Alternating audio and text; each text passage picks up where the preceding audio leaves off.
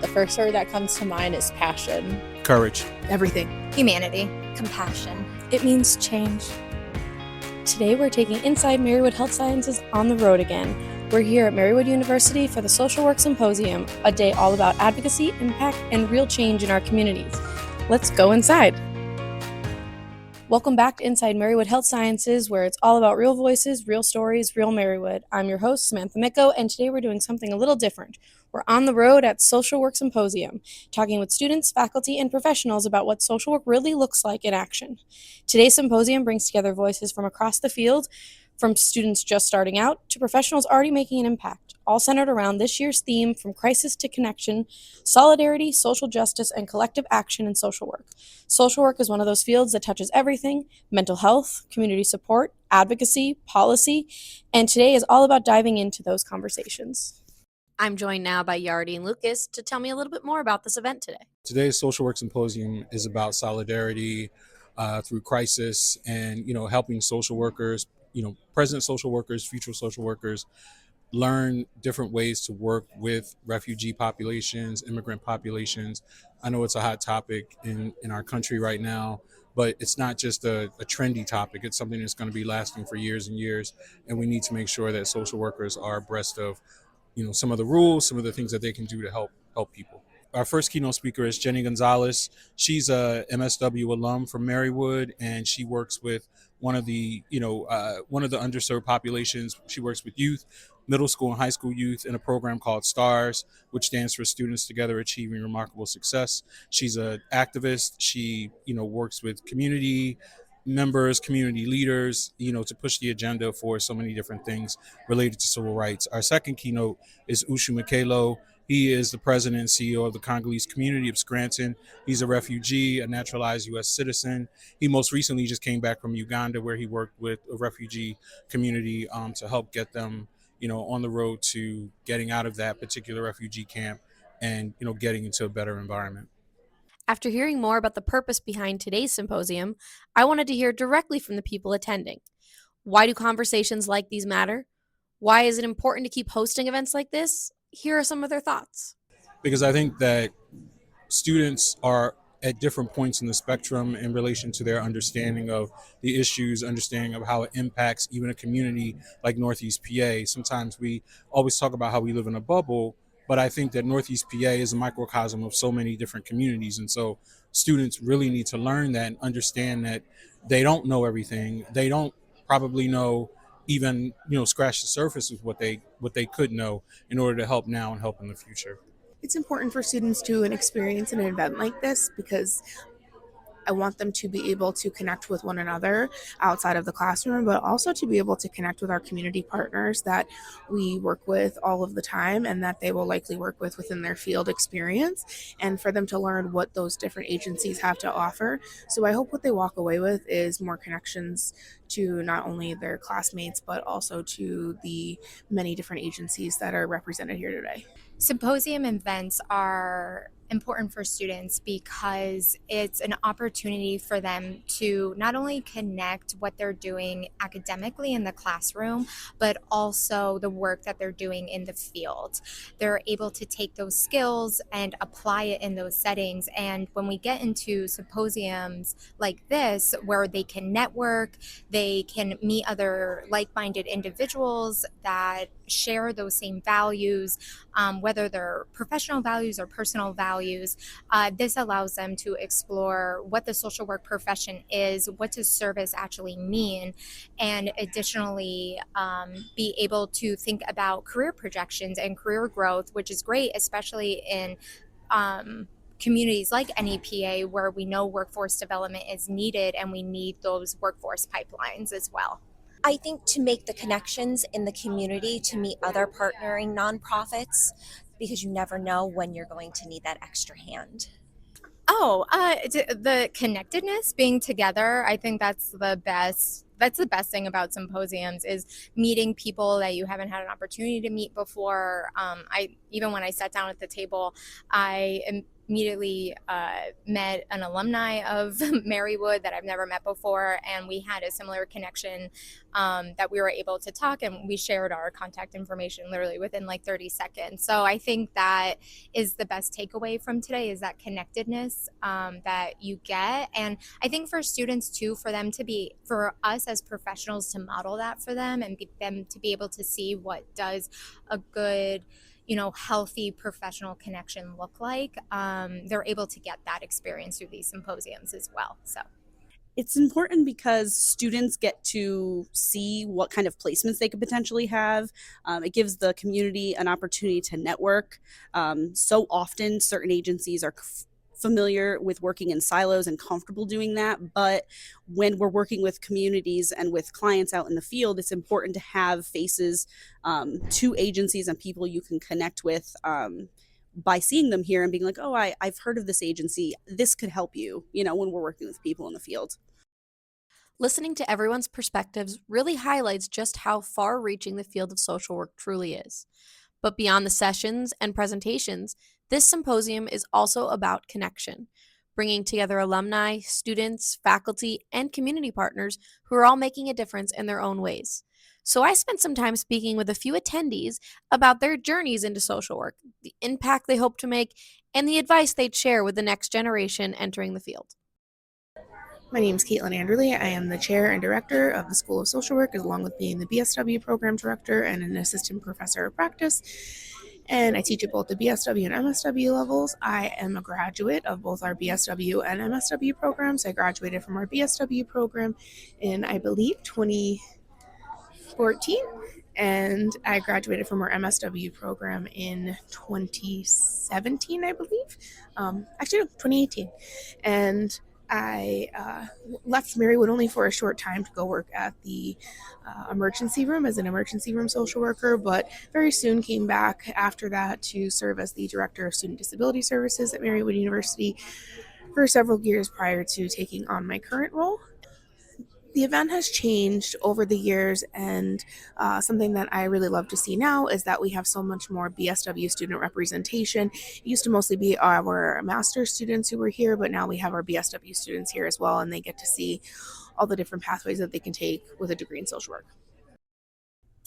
My name is Erin Wagner, and I'm the administrative assistant for Marywood University School of Social Work.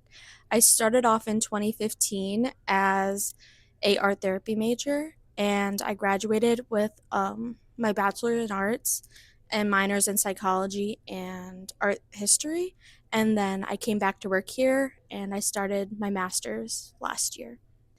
So I always knew that I wanted to be in a helping profession. I originally started off in art therapy, and I just wasn't getting much of that, like the helping aspect. So when I came to work here, the School of Social Work got a hold of me, and I started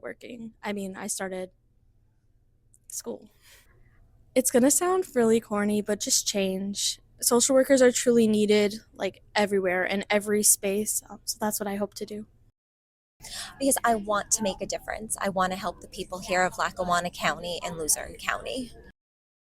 So my name's Elizabeth Brunix Paris. I am a graduate of both the BSW and the MSW program in 2015 and 2016. I did the advanced standing, and now I'm back to be the BSW Director of Field Education and an instructor for the BSW program. So my mom was a social worker, and I volunteered everywhere she worked. So I was volunteering with a Saturday respite program and then a nursing home, and I followed in her footsteps and found a school with a 5-year program so that I could get it done all in one shot and go out in the field. And I was actually very lucky to get hired at my MSW internship, and I didn't leave until recently. Stayed there 11 years.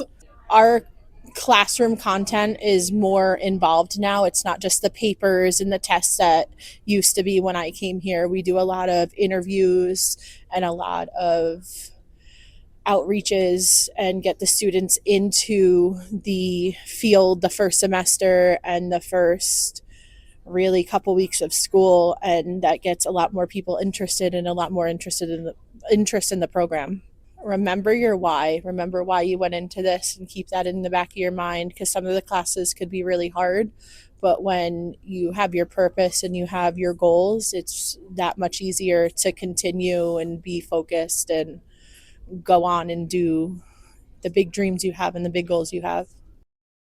I am the independent living supervisor at the Lackawanna County Office of Youth and Family Services, otherwise known as Children and Youth. And I work with all our 14 to 23-year-olds who've been in foster care. Put as much as you can into your internships. I've been a field instructor since I've been able to, and I can definitely see between the second and third year, there's definite growth that happens, and you can see how everything starts to click into place. So really be thoughtful about the kind of internships and be open to new experiences, even if they feel a bit uncomfortable, because that's where you can really learn new skills and grow as a professional. Of course, no symposium would be complete without hearing from the voices leading today's conversations. I also had the opportunity to speak with this year's keynote speakers about their experiences, the evolving landscape of social work, and the message they hope attendees take away from today's event. Yeah, so I'm the STARS program director, and we work with elementary, middle, and high school students, mostly first generation, most of whom are of Hispanic or Latino background. And we provide an after school mentoring program that focuses on homework help, academic support, but also a lot of educational enrichment activities that focus on career exploration, service learning, civic engagement, and life skills enhancement. We also work with the families through family workshops, and we try to bring community resources and experts in those specific fields to talk with the families about different community and educational and career opportunities, not only for their children but also for themselves. And because of those, we've been able to get at least 3 families in our program to become first-time home buyers through the Neighbor Works of NEPA's first-time homebuyer program. So we've also collaborated with community partners to offer free legal screenings, to offer free wellness clinics or health screening clinics. We offer educational field trips for the kids, whether it's local museums or it's other nonprofit organizations. So we try to provide a holistic array of services to both the youth and the families. When I was in high school, there was a Hispanic outreach program from King's College a few miles up the road that reached out to our high school and wanted to work with first generation Hispanic youth. And I saw all of the amazing things that they were doing for their elementary, middle, and high school students in the Wilkes-Barre area. And because I eventually became a Hispanic outreach scholar at King's, and that's where I ended up pursuing my bachelor's degree, I was very much inspired by that experience to develop and create something similar for first generation students here at Marywood University.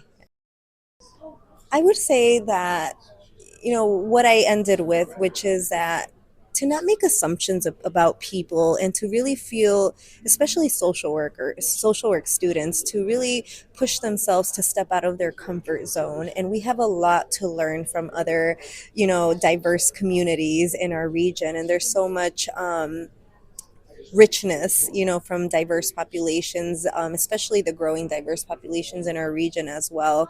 And like I said, my presentation focused on immigrants and refugee rights and advocacy, and I just want people to know to not judge individuals based on individuals' immigration status.